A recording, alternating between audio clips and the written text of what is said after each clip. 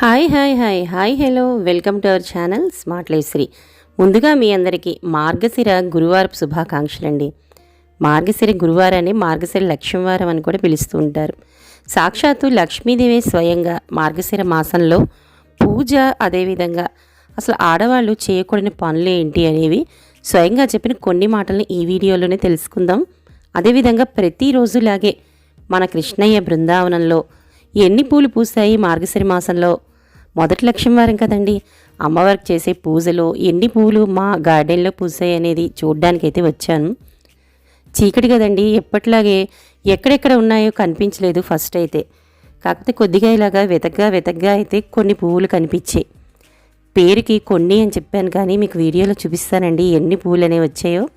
ఇక్కడ చూడగా కిందన అయితే ఇక్కడ మనకు ఒక మొగ్గ కనిపిస్తుంది కదా, ఈ మొగ్గ అమ్మయ్య ఒక పువ్వైనా పూసిందే అనుకుని అటువైపు చూసేలోపు పైన చూసారా ఇంకొక మొగ్గ కనిపించింది.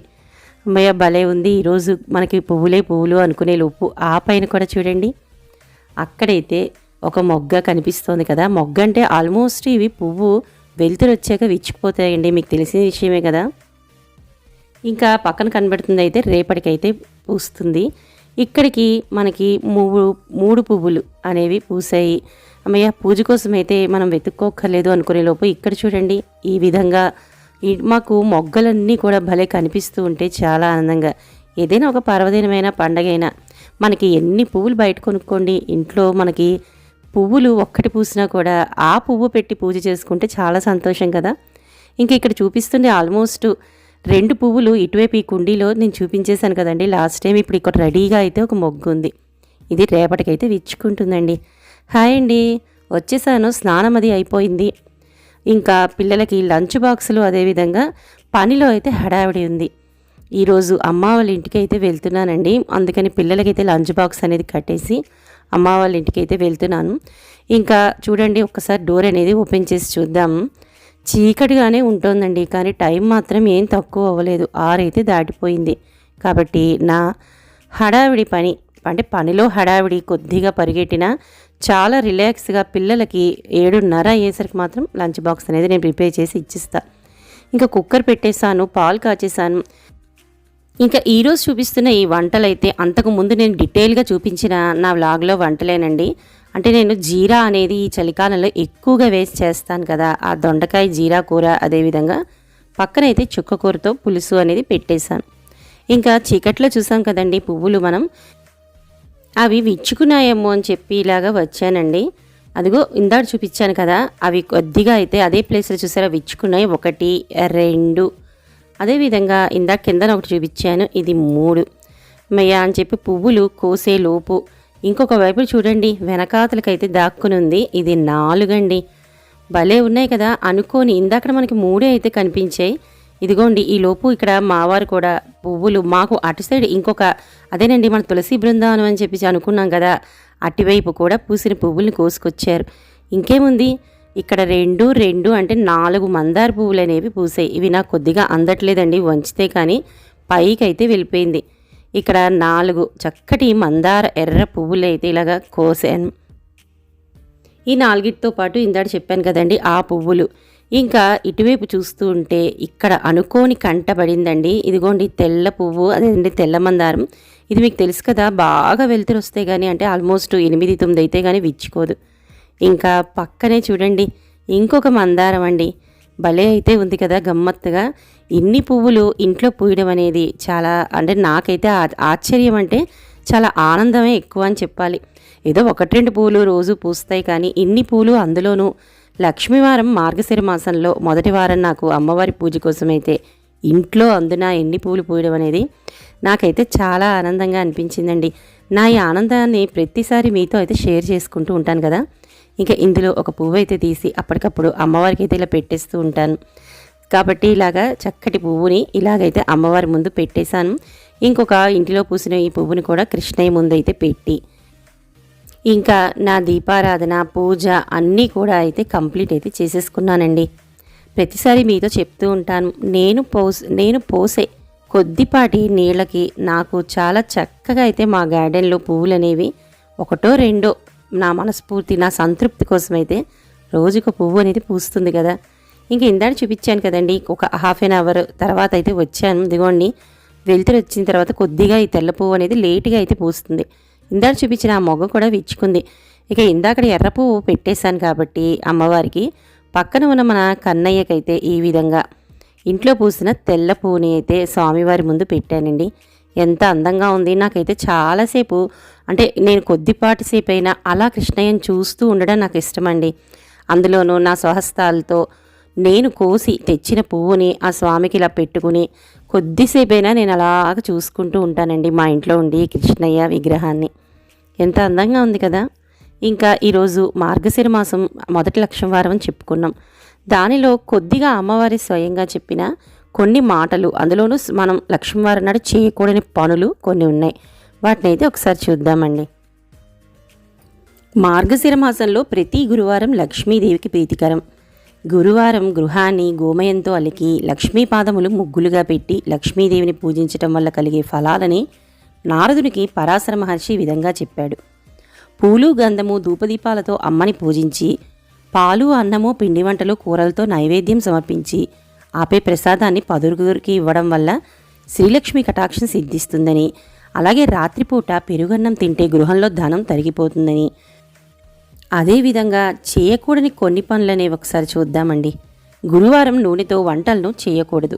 రాత్రిపూట పెరుగన్నం తినకూడదు. నిద్ర లేచిన తర్వాత వెంటనే స్త్రీ ముఖాన్ని కడుక్కోవటం శుభకరం. ఆపై ఆమెను చూసి కార్యసిద్ధి వెళ్తే విజయం తథ్యం. గృహిణి భోజనాన్ని దక్షిణముఖంగా పెట్టుకుని భుజించకూడదు. అలాగే చీకటి పడ్డ తర్వాత తలకి నూనె రాసుకోకూడదు. అలా చేస్తే ధనధాన్యాలు నిండుకుంటాయి, భర్తతో చికాకులు వస్తాయి. ఇదేనండి స్వయంగా అమ్మవారు చెప్పిన మార్గశిర మాసంలోని గురువారం ఒక విశిష్టత. ఇంకా మనం ప్రతి గురువారం కూడా ఇవి పాటిస్తూ, అంటే మార్గశిరం అంతా కూడా పాటిస్తే చాలా మంచిదండి. అట్లీస్ట్ గురువారం నాడైనా కొన్ని నియమాలు పాటించడం వల్ల మనకి మంచి జరుగుతుంది. ఇంకా చెప్పాను కదా ఇందాక అమ్మ వాళ్ళ ఇంటికి అయితే వెళ్తున్నానని. ఇదిగోండి కిచెన్ అంతా కూడా ఇలాగ క్లీన్ చేసేసుకున్నాను. ఇల్లంతా కూడా సర్ది పెట్టేసుకున్నాను. నేను ఎప్పుడైనా కూడా బయటికి వెళ్తే మాత్రం ఖచ్చితంగా ఎక్కడ ఒకటి పడేయడం కానీ, ఎలా పడితే ఇలా చిందరవందరగా వదిలేయడం కానీ ఏది చెయ్యనండి. అన్నీ కూడా ఇల్లంతా శుభ్రం చేసుకుని, అంటే తిరిగి మళ్ళీ మనం ఇంటికి వచ్చేసరికి మనకి పని మీద ఇంట్రెస్ట్ పుట్టాలండి. ఆ విధంగా అయితే క్లీన్ చేసుకుంటా, అంటే మళ్ళీ తిరిగి వచ్చి మనమే చేసుకోవాలి కదా. ఆ అలసటకి ఈ అలసట తోడే ఇంకా పని అనేది పక్కకి వెళ్ళిపోతుంది. కాబట్టి నేను ఈ విధంగా సర్దుకుని మాటల్లోనే ఇదిగోండి నడిచి మా అమ్మ వాళ్ళ ఇంటికి నాకు 10 నిమిషాల నుంచి ఒక పావు గంట కూడా పట్టదండి. కొద్దిగా నడిస్తే 10 మినిట్స్లో అయితే వెళ్ళిపోతాం. కాబట్టి ఈ విధంగా అయితే వచ్చేసాను. వాళ్ళు 4th ఫ్లోర్లో అయితే ఉంటున్నారండి వాళ్ళ ఇంటి దగ్గర కూడా. సో ఇలాగ లిఫ్ట్ అనేది ఎక్కేసి వాళ్ళ ఇంటి దగ్గరికి అయితే వెళ్ళిపోతున్నాను. సో ఇదిగోనండి వచ్చేసాం వాళ్ళ అపార్ట్మెంట్. అంటే లాస్ట్ టైం నేను మా మేనత్త వాళ్ళ ఇంటికి వెళ్తున్నప్పుడు కూడా చూపించాను. సో ఇదిగోండి మా నాన్నగారు అయితే స్టార్టింగ్లోనే ఇక్కడ ఏదో టీవీ చూస్తూ కూర్చున్నారు.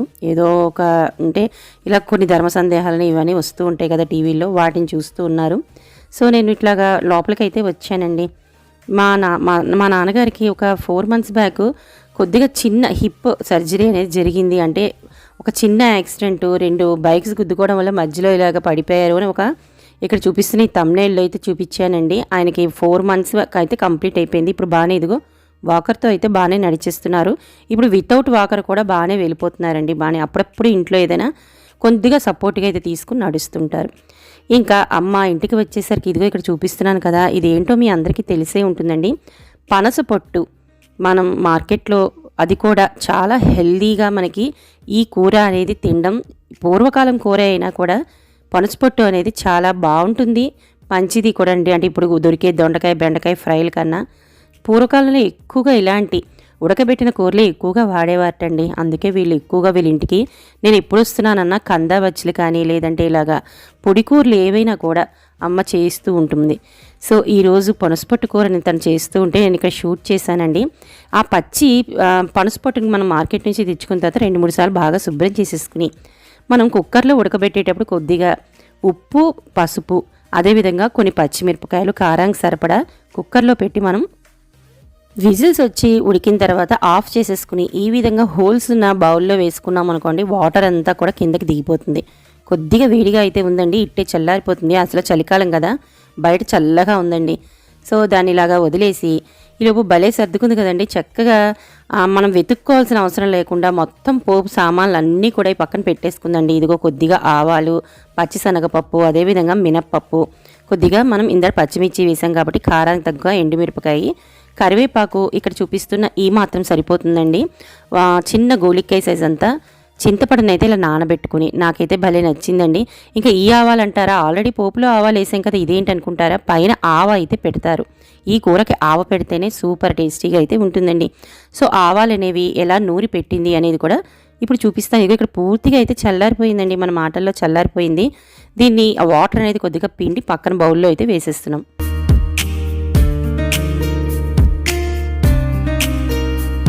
కొద్దిగా నీరుని పిండుకుంటేనే మనకి పొడి పొడిగా ఆడుతూ కూర అనేది బాగా వస్తుందండి. అందుకని ఇక్కడ వాటర్ అనేది ఇక్కడ పిండేసేసి ఈ విధంగా అయితే చేసేసాను. చూసారు కదా ఎలా అయితే వచ్చిందో. ఇప్పుడు మనం బాండీని అయితే పెట్టేసి ఎక్కువగా ఆయిల్, అంటే కొద్దిగా ఆయిల్ వేసుకుంటే పడితే మాత్రం సూపర్గా ఉంటుంది. కానీ నార్మల్గా వేసుకుంటే మాత్రం ఆయిల్ తక్కువగానే, అంటే పోపుకు మట్టుకు ఈ ఆయిల్ సరిపోతుందండి. ఒక 2 నుంచి 3 స్పూన్స్ అయితే వేసింది.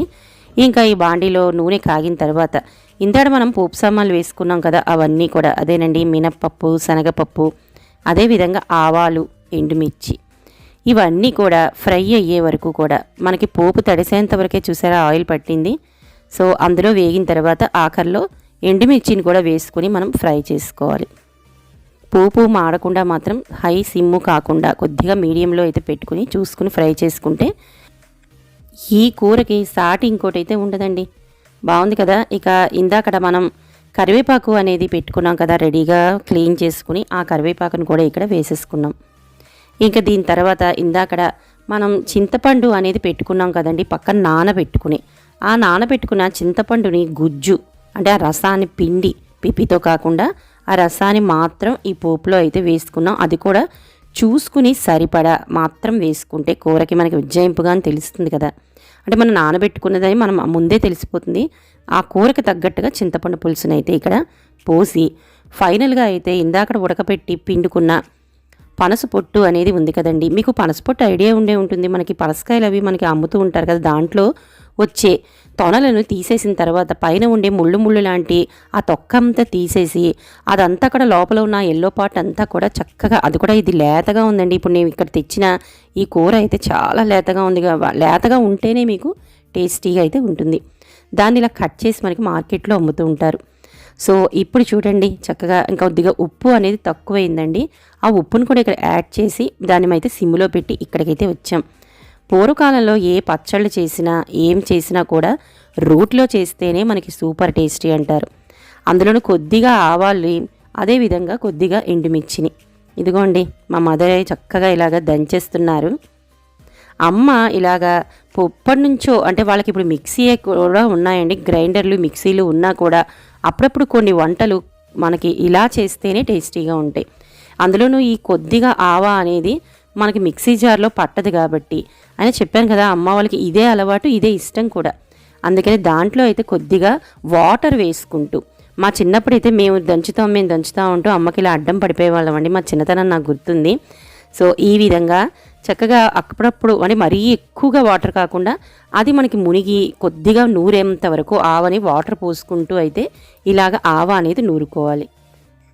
ఇక నూరిన ఆవని డైరెక్ట్గా అయితే వేయకండి, ఎందుకంటే అది మనకి చేదు అనేది వచ్చేస్తుంది వేయగానే. కాబట్టి ఒక స్పూన్ ఆయిల్ అనేది ఈ ఆవలో అయితే వేసుకుని కలుపుకుని ఆ తర్వాతే ఈ నూరిన ఆవని మనం ఇందాకడ కూరలో అయితే కలుపుకోవాలి.